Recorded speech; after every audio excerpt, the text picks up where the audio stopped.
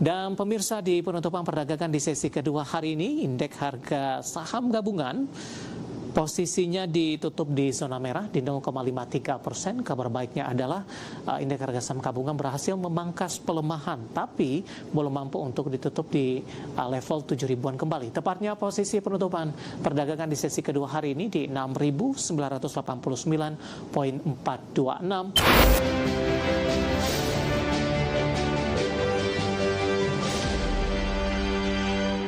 Terima kasih untuk Anda yang masih bergabung bersama dengan kami, dan di segmen ini kita akan review jalannya perdagangan di awal pekan. Pemirsa, pasca libur panjang akhir pekan, indeks harga saham gabungan melanjutkan pelemahan dan hari ini tampaknya cukup konsisten berada di level support 6.900-an. Dan kami ingatkan kembali, Anda masih bisa berpartisipasi di WhatsApp interaktif di 0851 di 7810 4976 seperti yang tertera di layar televisi Anda nantinya.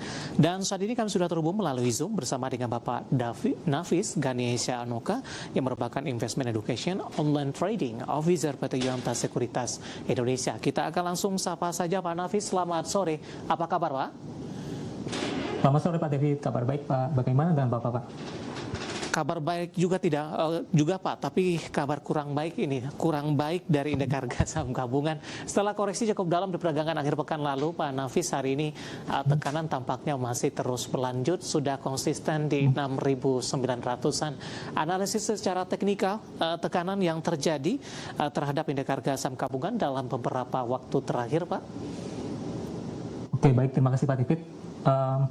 Hari Jumat lalu, Bursa Efek Indonesia telah mengumumkan bahwasanya telah merilis beberapa saham yang masuk ke dalam high shareholding concentration, yang dimana dari 9 daftar tersebut terdapat 2 emiten besar yang masuk ke dalamnya, yaitu Brand dan juga DSSA. Yeah. Seperti yang kita ketahui bahwasanya kedua emiten tersebut telah masuk ke dalam indeks MSCI pada periode lalu, sehingga dalam beberapa minggu ke depan saya rasa akan masih terjadi outflow secara cukup besar ya. Selain itu, jika kita melihat dari sisi eksternal, yaitu ketegangan geopolitik antara Amerika Serikat dengan Iran yang semakin memanas, saya rasa untuk pelemahan IHSG dapat melemah menuju ke level 6.750-an Pak. Oke. Namun apabila level ini tidak dapat tertahan, maka IHSG berpeluang untuk melemah menuju 6.500-an Pak. Baik. Seperti itu Pak. Ya, dari sisi sentimen sudah Anda sebutkan tadi, dari eksternal terlebih dahulu ya Pak Nafis ya.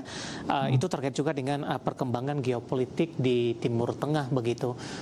Tampaknya semakin memanas. Kemudian Trump juga sudah mengeluarkan cuitan dengan kata-kata yang mungkin banyak diatensi dari para investor, mungkin saking marahnya Trump.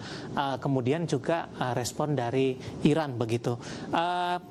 Fokusnya akan terjadi di pekan ini Pak. Bahkan ada semacam batasan waktu yang ditetapkan oleh Trump, kalau tidak serangan akan terus berlanjut kalau Selat Hormuz tidak dibuka katanya. Kemudian di sisi lain, indeks dolar Amerika Serikat kembali menguat dan nilai tukar rupiah hari ini juga tertekan ke 17 ribuan. Sementara tadi dari sisi domestik terkait juga dengan masuknya Brand dan DSSA. Anda melihat porsi-porsi dari masing-masing sentimen ini seberapa besar dampaknya kepada... Seperti dijelaskan oleh Pak Titik sebelumnya, bahwasanya ketidakpastian global memicu pemindah alihan dari para investor, terutama institusional yang sebelumnya berinvestasi di emerging market menuju ke safe haven. Salah satunya adalah emas dan juga Amerika bond yield ya. Seperti itu sih Pak. Baik, dari sisi dalam negeri seperti apa Pak?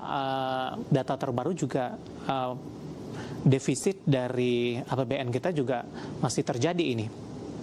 Oke, baik, selama harga minyak masih di atas $100 per barrel, saya rasa defisit APBN akan semakin membengkak ya. Dan hari ini tadi Pak Purbaya sudah rapat dengan Komisi 4 DPR, bahwasanya beliau mengatakan untuk BBM subsidi itu hingga akhir tahun tidak ada mengalami kenaikan. Namun untuk yang non subsidi, beliau mengatakan bahwa akan dikaji ulang oleh Kementerian ESDM sendiri Pak. Baik, di tengah sentimen yang berkembang, kemudian proyeksi Anda terhadap indeks harga saham gabungan masih ada potensi ke 6.700-an dan juga ke 6.500-an. Dari saham pemberat untuk hari ini, Pak Nafis, kita akan coba ulas Brand dan juga DSSA ini. Sebenarnya juga ada beberapa saham lainnya, tapi tampaknya menjadi fokus adalah Brand dan DSSA. Di tengah pelemahan dalam hari ini, Pak, untuk DSSA, Brand terlebih dahulu maksud saya, analisis dan rekomendasinya kita akan coba update. Jelang dari penutupan melemah di 9,79%, 4.330. Intraday tadi sempat melemah di atas 11%. Analisis untuk Brand. Oke, untuk Brand sendiri level support terdekat di kisaran 3.930 hingga 4.370. Untuk resistennya sendiri di 4.970. Nah, saat ini masih tertahan di level support kuatnya, yaitu pada tanggal 15 Januari 2024 dan juga di tanggal 9 April 2025. Namun apabila Brand mampu bertahan di atas 3930, maka Brand mampu berpeluang menuju ke area resistensinya. Namun mengingat HSC sendiri dalam waktu dekat kan MSCI akan mengumumkan review indeksnya pada bulan Mei itu, Pak. Iya. Dan kalau kita melihat dari time frame monthly-nya, Brand berpeluang membentuk pola double tops, yang dimana ini merupakan pola pembalikan arah yang sebelumnya uptrend menuju downtrend. Iya. Nah, apabila Brand gagal bertahan di area neckline-nya, maka berpeluang melemah menuju ke level 1.850-an, Pak. Baik, semakin jauh meninggalkan intraday tertinggi di 11 ribuan untuk Brand, rekomendasinya seperti apa untuk saat ini? Masih wait and see? Kalau belum punya barangnya, boleh untuk wait and see terlebih dahulu. Tapi kalau untuk sudah punya, ya terpaksa untuk di cut loss terlebih dahulu sih, Pak. Baik, untuk meminimalkan kerugian yang terjadi begitu, Pak Nafis ya?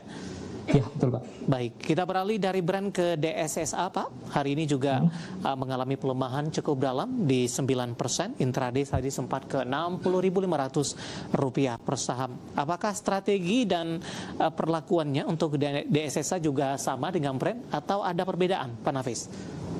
Untuk saya pribadi masih sama seperti Brand, Pak. Iya. Karena yang memiliki bobot indeks yang cukup besar ya.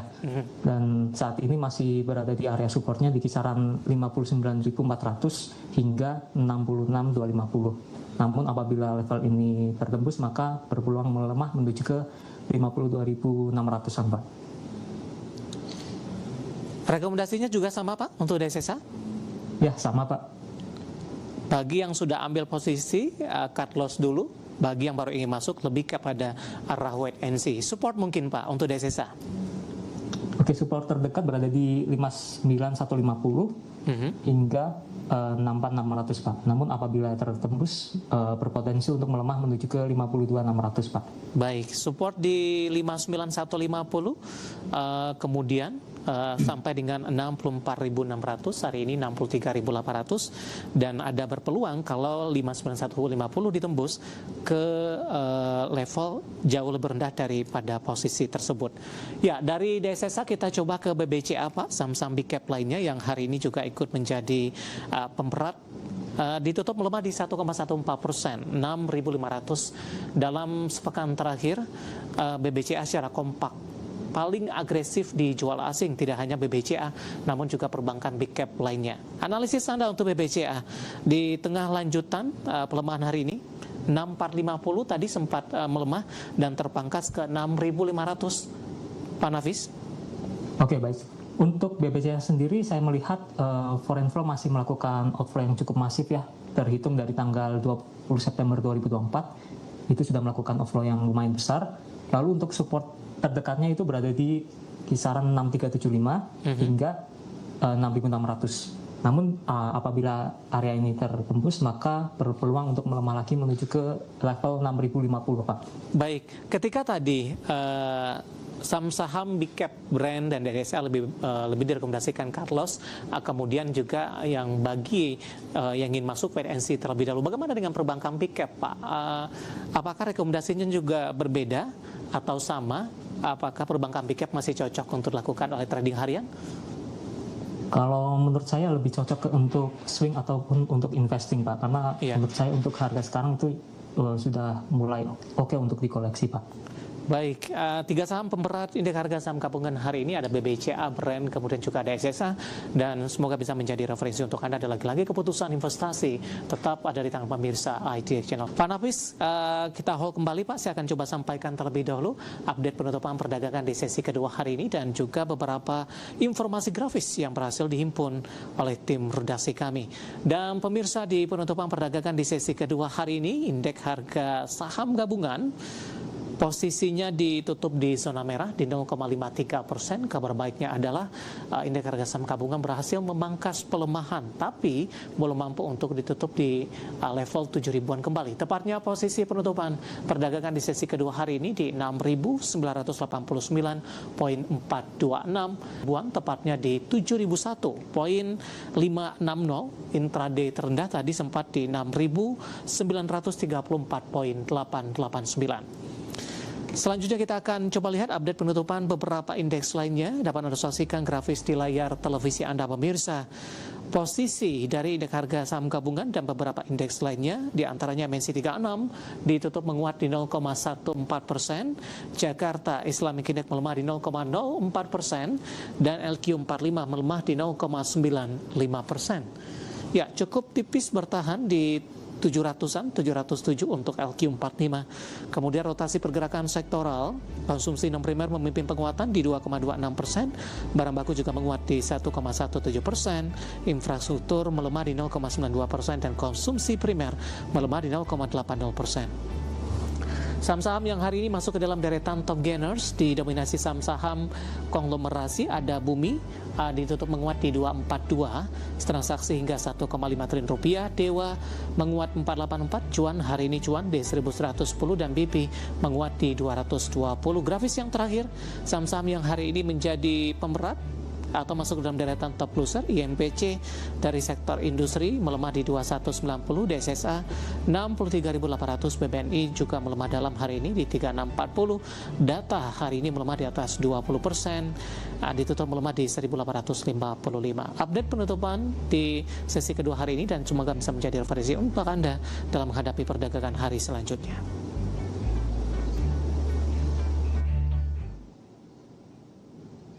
Kita akan jeda kembali dan tetap di tempat Anda. Setelah ini kita akan coba ulas beberapa pertanyaan masuk. Kami akan segera kembali.